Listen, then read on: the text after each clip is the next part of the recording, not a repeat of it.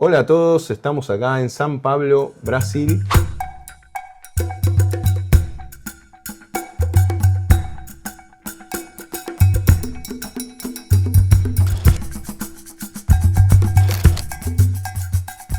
Y esta vez nos acompaña Rafael Rodríguez, el cual muchísimas gracias por aceptar esta entrevista, esta conversación. Así que bueno, muchas gracias. Aparte venimos hablando hace muchos meses, así Sí. que está bueno que finalmente pudimos concretar la reunión.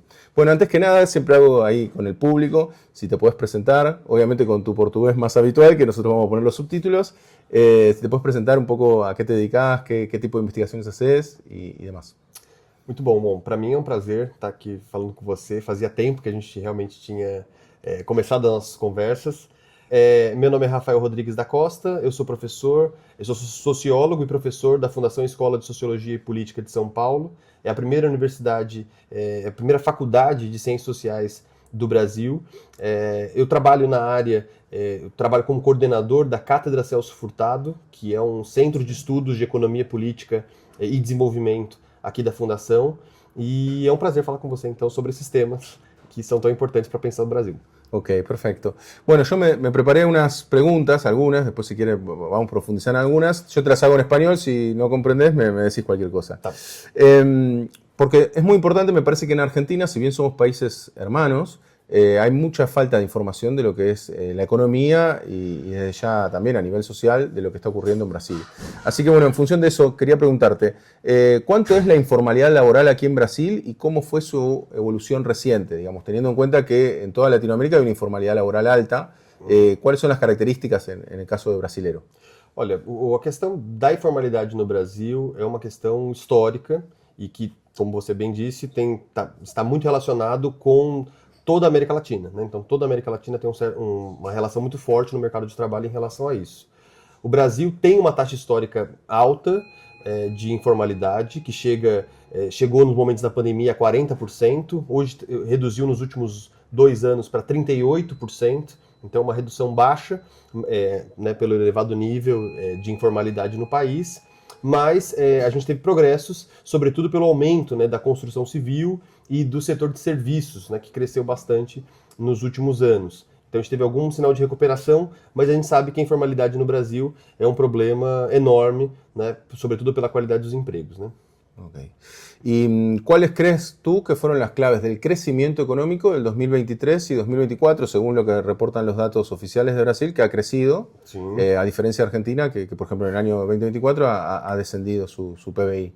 ¿A qué crees que responde ese crecimiento? Olha, acho que tem um movimento que acontece no Brasil recente, muito importante, que é o aumento do PIB industrial. É uma coisa que, se a gente observar, né, nos últimos 20 anos, a gente percebe que o Brasil e a América Latina passam por um processo, dois processos ao mesmo tempo. Um processo de desindustrialização precoce, então, ou seja, se desindustrializou muito rápido, e do outro lado, a gente tem uma reprimarização da economia, ou seja, um aumento do volume de exportações de itens, de matérias-primas, bens primários, né, a soja, os minérios de ferro, o petróleo. Então, ou seja, isso mudou o perfil da economia brasileira, que, por exemplo, nos anos 70 e 80, teve crescimentos que chegaram a 10% do PIB em um ano, né, taxas que hoje a gente considera como taxas chinesas, né, de crescimento. O Brasil viveu nos anos 60 e 70 muito motivado pela indústria e que esse cenário muda muito forte, né, especialmente a partir dos anos 80, mais severamente a partir dos anos 90 e 2000, que mudam o perfil da economia. O que vai acontecer, que vai mudar bastante, vai ser, né, sobretudo nos últimos anos, né, nesses últimos 2 anos, uma mudança no perfil global da indústria, né? Então, ou seja, a pandemia foi fundamental nesse sentido, porque a pandemia ela acelerou, né, uma tendência de desacoplamento que já estava acontecendo nas cadeias globais de valor. Então, ou seja, aquela ideia, né, que a gente teve nos anos 90 de um mundo sem fronteiras, né, absolutamente interconectado, começou cada vez mais, né, com o conflito da guerra comercial entre China e Estados Unidos, fazer com que aquilo que a gente conhecia, então, de uma cadeia global de valor começou, então, a se desmontar e que a partir da pandemia ficou muito mais forte, né? Isso vai atingir muito forte o mundo todo, só que vai criar uma oportunidade para o Brasil de poder reconstituir as suas cadeias de valor internas, né? Então começa um ritmo de reindustrialização e que vai ficar ainda mais forte a partir do plano do governo, que foi lançado em 2023, que é conhecido como Nova Indústria Brasil, que é um plano audacioso do governo federal, né? Envolve um plano bilionário, 300 bilhões de reais, para se pensar um projeto de reindustrialização do país, ou como, né, o Geraldo Alckmin, o vice-presidente, coloca como um plano de neoindustrialização.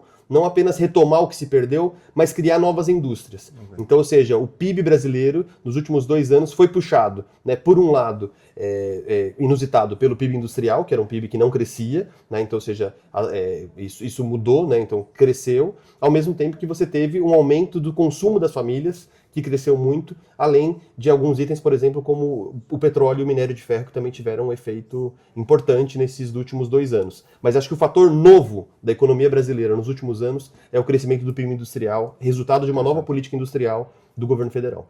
Y Brasil siempre tuvo mucha dependencia, sobre todo en la parte industrial de São Paulo, ¿no? De todo este lugar, digamos, este espacio y São Paulo y alrededores como gran foco industrial, ¿no? Exactamente. Y eso sigue siendo así, pero la intención es que sea más federal.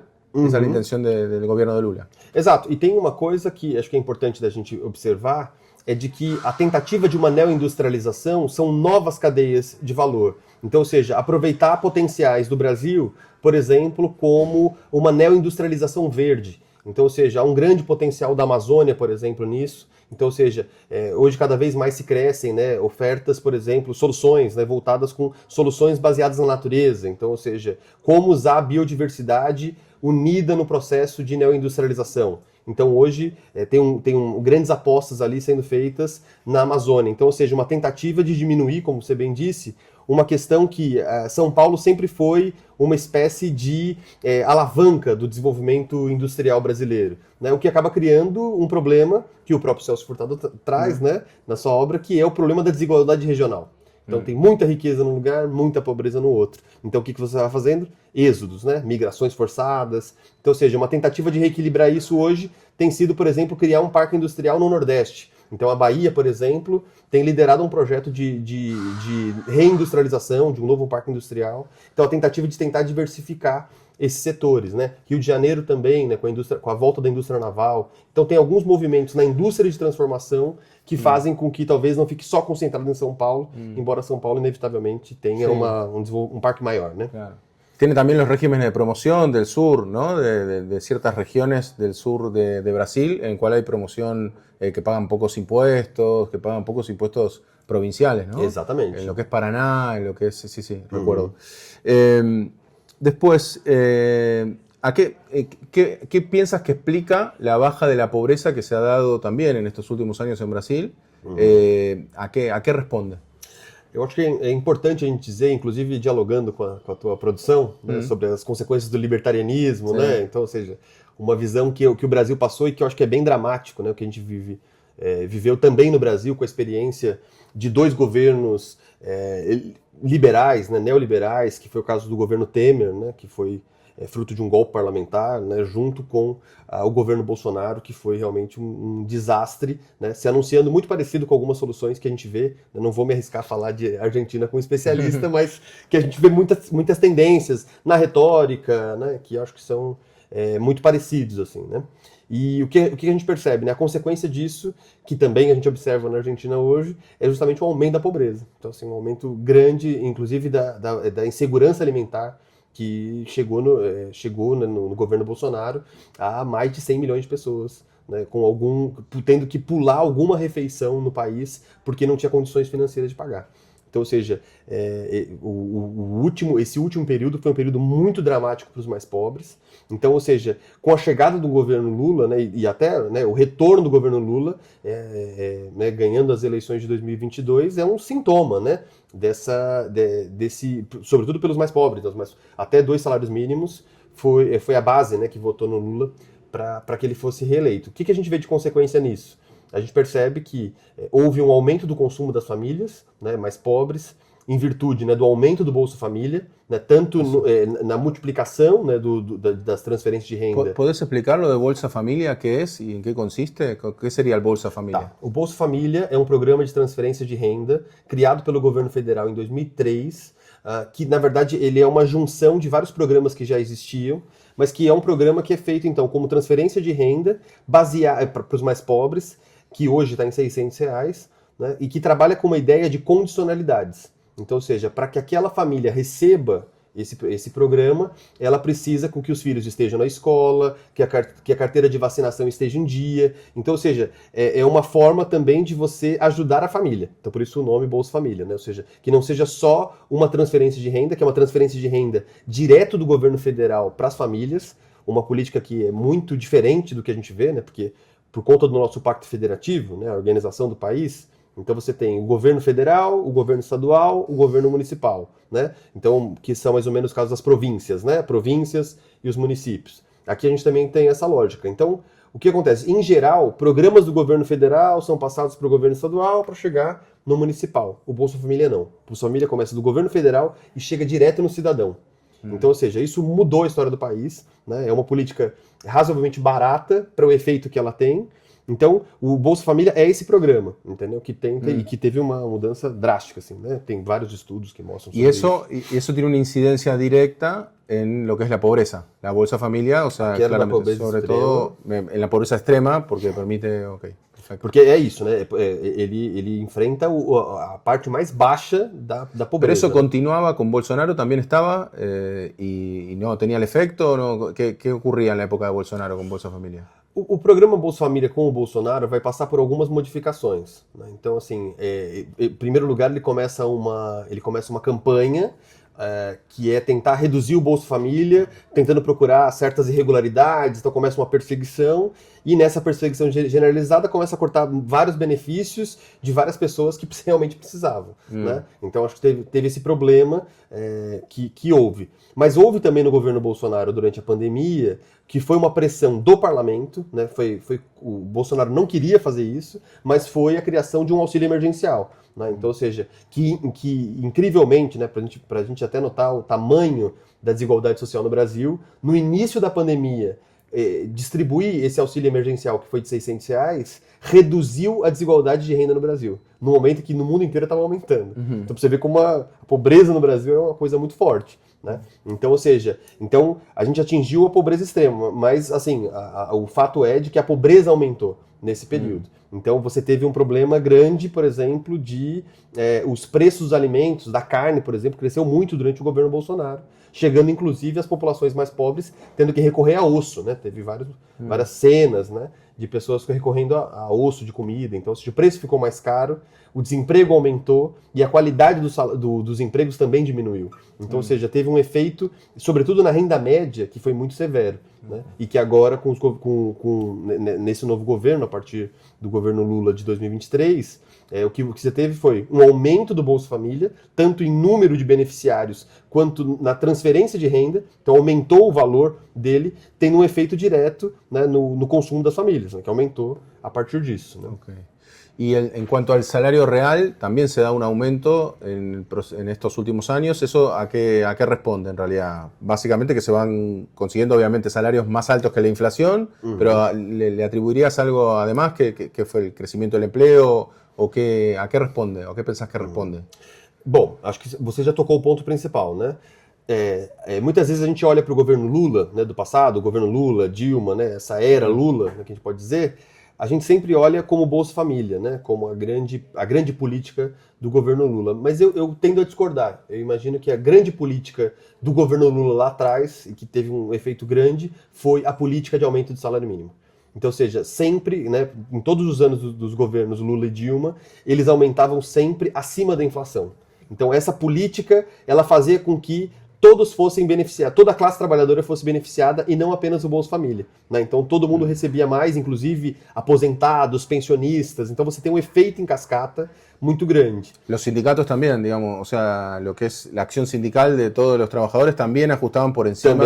Okay. Então, ou seja, tem um aumento generalizado e que deságua no consumo, né? Então Foi a estratégia, acho que mais bem sucedida do governo Lula, que chegou, inclusive, né, em alguns anos, ter um debate sobre o surgimento de uma nova classe média, né, no país, por conta desse aumento do consumo. Né, uma coisa que desapareceu nos anos recentes. Né? Um triste passivo nosso. Né? Mas o fato é que você tem a partir agora, né, dessa retomada 2023 e 2024, você vai ter um aumento do poder de compra a partir desse aumento da inflação. Né?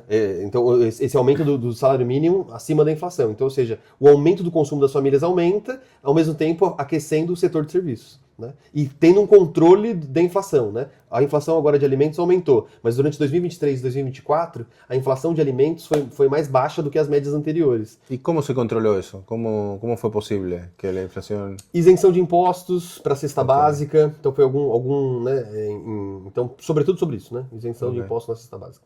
Bien.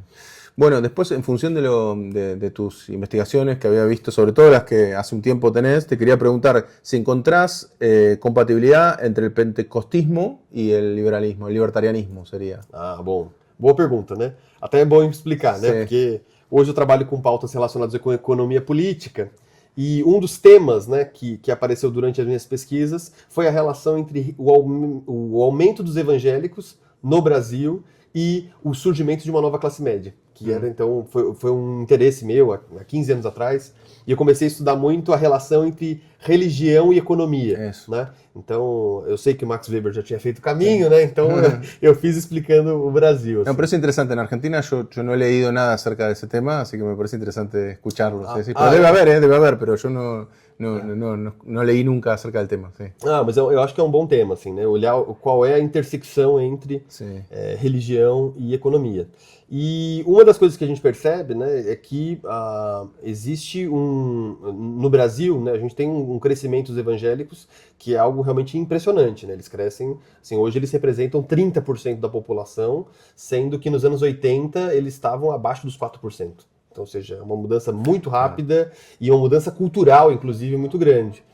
Eu comecei a me interessar, então, ou seja, para observar por que as pessoas mais pobres se identificavam mais com a fé evangélica. O que havia na fé evangélica que fazia com que os pobres tivessem essa preferência por isso.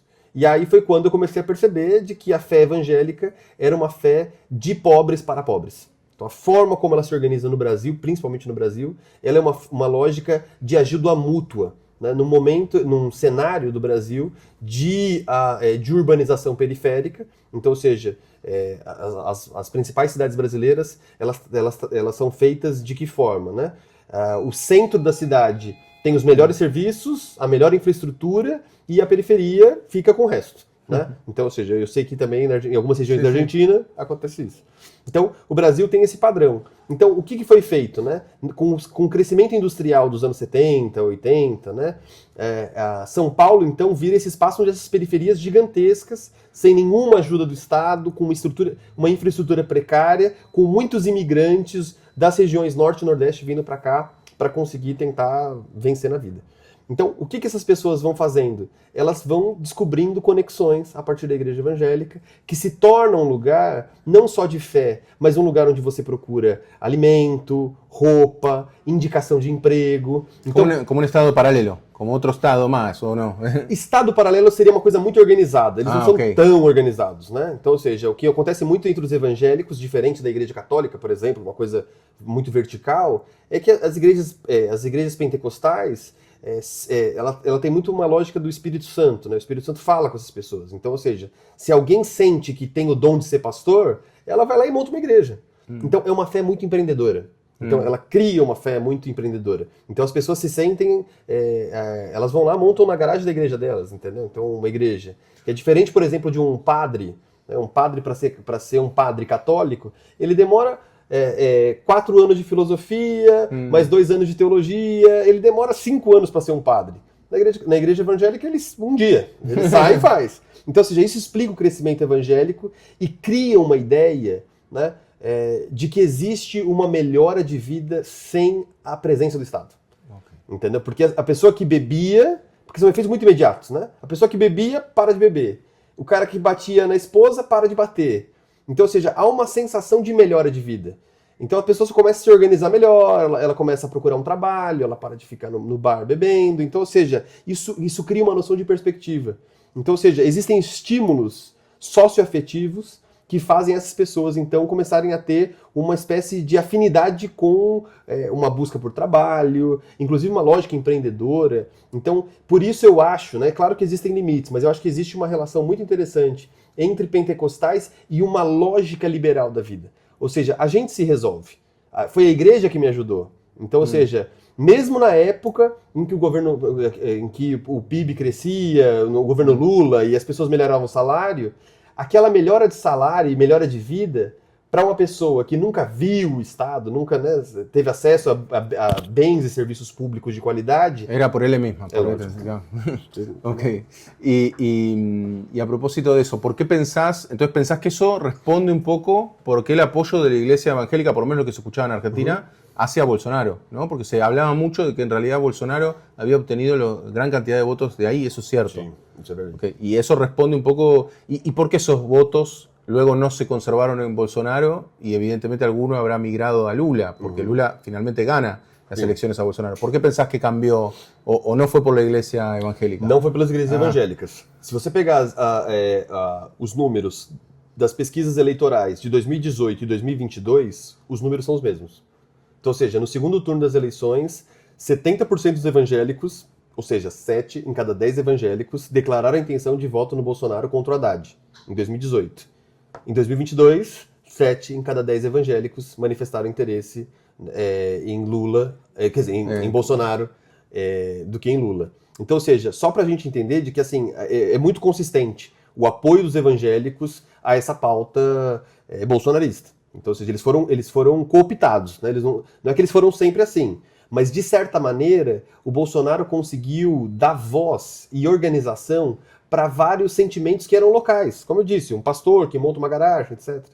O que ele conseguiu fazer foi organizar uma narrativa, né, que ele sabia falar com essas pessoas. Ao passo que a esquerda até hoje não consegue criar um diálogo, né? Sobretudo por quê? Porque a esquerda tem uma defesa do Estado, da ciência, das instituições, ao passo que, para a vida dessas pessoas, essas instituições, elas muitas vezes são contra elas, não são a favor. Então, ou seja, não faz muito sentido, né? E a esquerda brasileira, em geral, assim, tem uma certa antipatia com a religião, né? Como se fosse uma espécie de símbolo de ignorância, de burrice, e não soube capitalizar isso a seu favor. Né? Então, essa é uma questão. Então, ou seja, então, existe uma estratégia de comunicação muito mais bem sucedida no Bolsonaro, né, na forma de comunicação, uma forma ideológica, que foi bem mais sucedida do que a esquerda até hoje. Né? Então, ou seja, se você pega, né, a aprovação do governo hoje, ela continua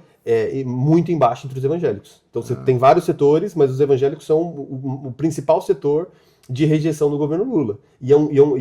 São o grupo religioso que mais cresce. Então, ou seja, tem um problema, né, que é político para que a esquerda se resolva, né, que é como criar pontos de diálogo com os evangélicos. Sí. Bueno, y luego con lo que es la política, te cambio rotundamente de tema, la política energética en Brasil, ¿qué particularidades tiene? Porque vi que eso es más lo que estás investigando hoy en día, más la política energética. ¿Cómo podrías describirlo a nivel general? ¿Cuál es la política energética en Brasil?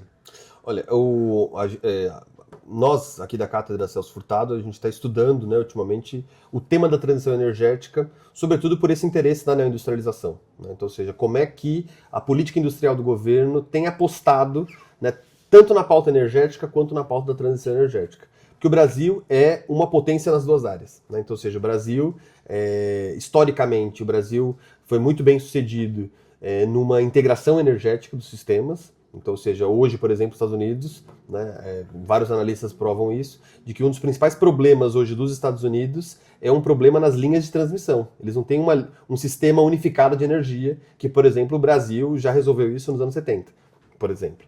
Então, o Brasil é uma potência energética, construiu, né, agora foi passado pelos chineses, né? Todos fomos passados pelos chineses, né? Em tudo. Mas durante muitos anos nós fomos a maior hidrelétrica do mundo, né? Então, ou seja, uma potência em energia limpa, né?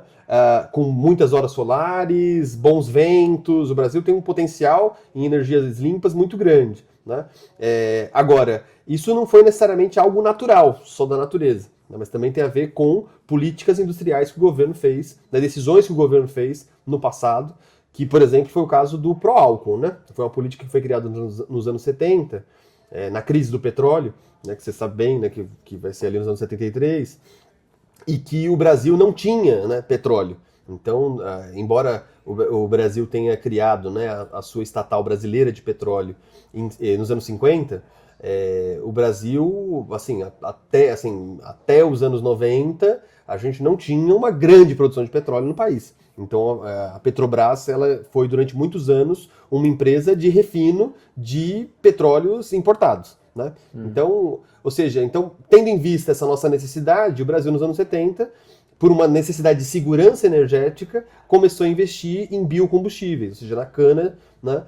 Sobretudo na cana de açúcar, né? Que é uma coisa que o Brasil é um artigo colonial brasileiro, né? Ou seja, de muitos e muitos anos. Então, Sí, Argentina también tiene en Tucumán. Em Tucumã, sí, claro, sí, sí. é uma grande referência. Sí, sí. Mas, assim, hoje a gente observa que a maior política da história de transição energética de alternativa ao petróleo do mundo foi feito pelo Proálcool.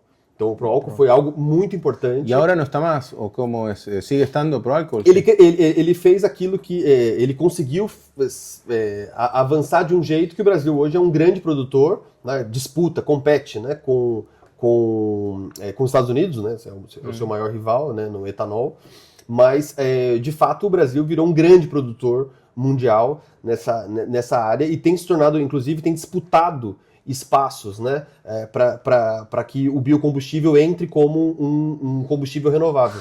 Né, porque, por exemplo, a União Europeia, durante muito tempo, foi contra incluir o etanol como combustível do futuro. Então, ou seja, hoje é uma grande possibilidade. E o Brasil tem o pré-sal, né, a parte do petróleo, que é a nossa, né, uma das nossas maiores descobertas, né, do século, foi a descoberta do pré-sal no Brasil, e que colocou o Brasil numa outra posição. Então, tanto no petróleo, que é uma energia ainda muito necessária, né, vai continuar sendo, né, extremamente necessária ainda nas próximas décadas, e um líder em energias verdes, né? Então, ou seja, o biocombustíveis, mas também energia solar e eólica, que também é uma coisa muito importante. Muy bien. Y por último, para no sacarte más tiempo, te quería preguntar, ¿cómo ves el futuro de Brasil en términos sociales y económicos? Y si ves, desde tu conocimiento, desde tu área de estudio, diferencias y similitudes con Argentina, o ves totalmente futuros muy distintos entre ambos países, o cómo ves el futuro, primero de Brasil y luego en comparación con Argentina? Eu posso fazer uma sugestão? Acho que também incluir a relação entre Brasil e Argentina. Sim, porque, claro. De fato, o Brasil, acho que o Brasil o Brasil está num momento de encruzilhada.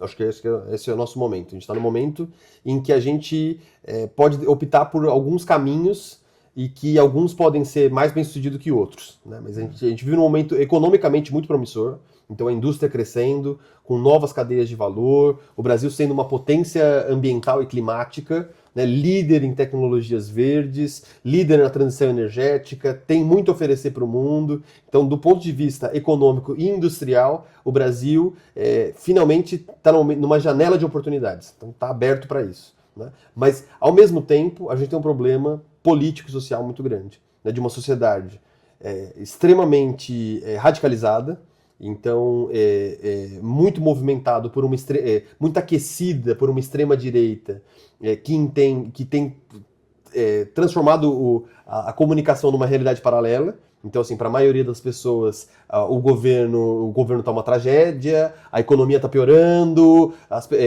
o Lula está próximo de sofrer um impeachment, está próximo. Então, ou seja, existe um cenário social muito delicado e que as pessoas não conseguem conectar os benefícios econômicos com a sua realidade social. E esse tem sido talvez o maior desafio dos cientistas sociais, né? As pessoas estão comprando mais, as famílias estão... A gente está vivendo a menor taxa de desemprego da história. Então, ou seja, com a informalidade caindo, a vida das pessoas está melhorando, mas elas não interpretam isso nem como uma política do governo e nem que a vida está melhorando. Então, ou seja, existe um desafio, por quê? Porque, de alguma maneira, isso vai criando certos limites, né, para a política do governo, que, além do mais, né, também não é uma política que também sofre muitos desafios internos, né? O governo Lula foi um governo de coalizão, né? Foi feita uma frente ampla. E que também é uma frente que tem muitos atores muito diferentes. Né? Então, dentro do próprio governo, existe uma oposição à política industrial do governo. Então, ou seja, é muito difícil. E no parlamento, né, que era um instrumento muito forte para o governo no passado, a partir do governo Bolsonaro e do governo Temer, o parlamento ganhou uma certa autonomia, porque ele começou a ganhar um orçamento próprio, né, que a gente chamou, né, que ficou famoso na imprensa, de orçamento secreto. Ou seja, um acesso direto ao orçamento da União, sem precisar mais ir falar com o presidente, pedir ajuda dele. Então o parlamento não precisa do governo. Então, ou seja, um parlamento independente e um banco central independente faz com que o governo não tenha muito para onde ir. Então a política industrial é o que tem, é o que resta. Né? Então, ou seja, é muito difícil. E o Banco Central, por exemplo, nesse momento, no Brasil, tem sido um dos nossos grandes adversários, né, da política. Porque o aumento da taxa de juros num cenário como esse é absolutamente estranho, né? Então, ou seja, a gente tem muitos desafios para crescer e tendo uma janela de oportunidades. Então, assim, não é fácil responder essa pergunta, mas o maior desafio é esse, né? Como é que a gente vai se posicionar, sendo que o governo tá entregando resultados heróicos num cenário em que tudo joga contra. Então, não sei para onde vai a partir daí. E com a Argentina, com a relação? A questão da Argentina para o Brasil é muito crítica, porque a Argentina, e existem muitos estudos que mostram isso, a Argentina é talvez o parceiro estratégico mais importante para o Brasil. Né? Tem um estudo de Itamaraty que mostra isso. Né? A cada $1.000 que a China investe no Brasil, ela gera um emprego. A cada $1.000 que a Argentina investe no Brasil, geram 4 empregos. Então, ou seja, para nós é muito mais interessante, sobretudo do ponto de vista industrial, que o nosso parceiro seja a Argentina. Entendeu? Então, ou seja, porque a Argentina, do tamanho que é, né, com as suas potencialidades, gera para nós 4 vezes mais emprego do que os chineses. Sim. Então, ou seja, para nós é muito mais interessante fazer negócio com os argentinos. Né? Então, a nossa indústria é muito dependente disso, né? E eu acho que isso é uma coisa muito importante da gente pensar. Agora, e energética, né, nem se fala. Agora teve um problema de gás, né, de energia na Argentina recente, né, que a Casa Rosada ficou sem energia. Sim. A gente ligou as termoelétricas brasileiras para resolver. Então, ou seja, essa relação entre Brasil e Argentina é muito estratégica para o Brasil, é muito estratégica para a Argentina, e me parece, né, com o contexto político da Argentina, que não há essa visão. Então, ou seja, não há uma visão do Brasil como um parceiro estratégico, não me parece que há uma visão tão clara da importância da América Latina. Né? Então, a gente está vivendo um momento de desacoplamento, né, interno nosso, abrindo uma fratura que, em alguns pontos, pode ser um ponto de inflexão. Né? O Bolsonaro, tem várias coisas que o Bolsonaro fez que não tem como voltar. Então, por exemplo, a Petrobras vendeu a sua parte de distribuição. Então, os postos de gasolina que tem aqui no Brasil, né, não são mais da Petrobras. Tem o nome da Petrobras, mas não são da Petrobras, porque foi vendido. Não tem como a Petrobras pedir de volta, percebe? Porque o novo comprador não tem interesse em vender. Então, ou seja, são pontos de inflexão que a gente perdeu na história. E a gente está pensando em... Então, assim, não é só... O problema não é só dinheiro, o problema não é só eleger um político. Muitas vezes tem capacidades estatais, né, que se perderam no meio do caminho e que talvez não voltem. A minha preocupação é essa com a Argentina hoje. Entendeu? Me parece, né, não conheço tanto da realidade da Argentina, mas observando do Brasil, me parece que há um enfraquecimento das capacidades estatais, né? Com a mudança na administração pública, o desmonte dos ministérios. Eu acho que me parece que esse retorno, esse ataque neoliberal que a Argentina está passando, né, me parece que é bastante prejudicial para a Argentina, né, ou seja, e para o Brasil muito grande por conta dessa nossa parceria, ¿no? Sí, hay algunos aspectos que quizás sí se vea beneficiado Brasil. Mira, yo te cuento una anécdota porque lo pasemos en este canal. Fui a entrevistar a un economista chino, en China, en Beijing.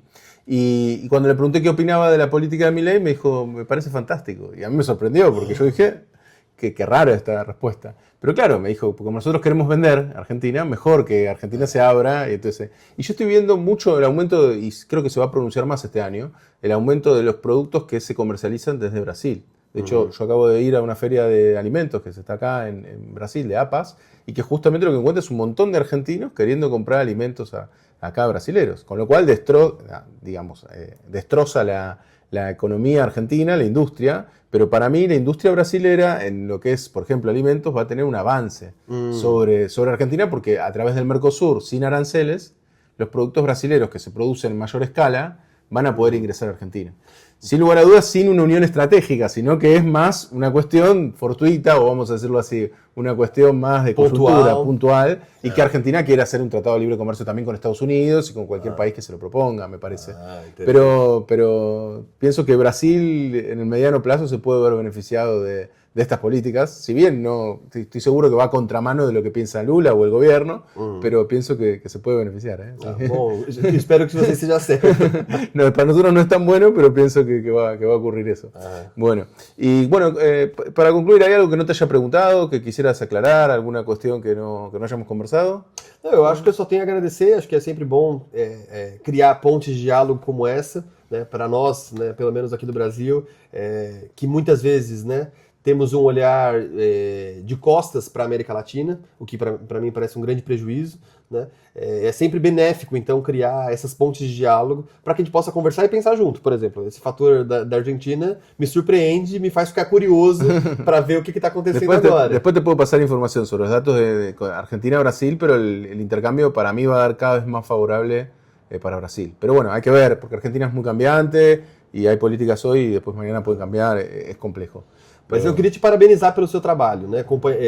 Acompanhei a tua visita para Singapura, né? E acho que você ajuda, né, a fazer uma discussão, Guido, que é mostrar para os argentinos em especial, mas, né, ali para todos os seus espectadores, de que a importância estratégica do Estado é fundamental, mesmo independente das narrativas que se construam, né, de que o Estado é o problema, né, ou seja, o Estado atrapalha a vida econômica. Eu acho que quando você mostra experiências históricas concretas, né, a gente percebe que, na verdade, é o oposto. Né? Onde você tem o Estado, você tem estratégia e você tem organização dos setores econômicos, inclusive para o mercado, sobretudo para o mercado. Então, ou seja, é bom ter um canal como o seu para ajudar a mostrar um debate não romantizado, talvez, e nem demonizado sobre o Estado, e mostrando que ele é um grande indutor do desenvolvimento econômico, que eu acho que é uma coisa que a gente precisa dizer mais. A gente precisa entrar mais no debate público para mostrar, de fato, qual a importância do Estado, porque se a gente não vê isso,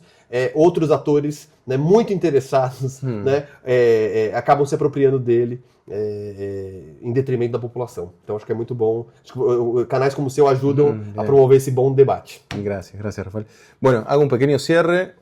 Bueno, espero que les haya gustado la conversación que tuvimos hoy. La verdad que muy interesante. Si te gustó, desde ya le podés poner like al video, podés compartirlo, podés comentar, aportar información, todo lo que creas conveniente va a ser bienvenido. Desde ya no te olvides de suscribirte y nos vemos en la próxima.